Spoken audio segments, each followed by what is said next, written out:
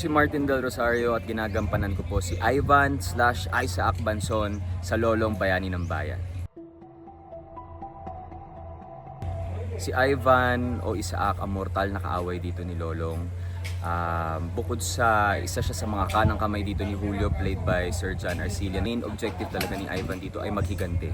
Kasi sa part 1, kung napanood niyo ang Lolong season 1, akala nyo patay na si Isaac. So, andito siya para bumalik, para maghiganti sa pagkakakulong ng kanyang ina, played by Miss Jean Garcia, si Donna Banson, at pagkakamatay ng kanyang ama na si Armando Banson. Not your ordinary kontrabida. Kumbaga marami kaming kalaban dito ni Lolong, pero may kanya-kanya kaming timbre. Kung si Tito John dito, si Julio, siya yung cold and intimidating. Si Ivan dito yung explosive, actually bordering to crazy. Para siyang may borderline disorder, parang ganon, and sobrang violent niya. So maaliw kayo sa spectrum na ipapakitang emosyon dito ni Ivan. Parang gusto ko nga ipeg sana kung si Lolong para siyang si Batman, yung hero ng town. Dito si Ivan para siya si Joker.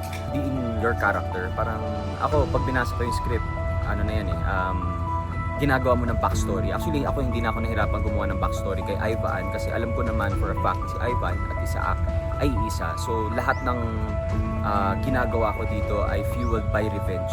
Napakadaling ilabas na yung rage, yung pagkabaliw ni Ivan.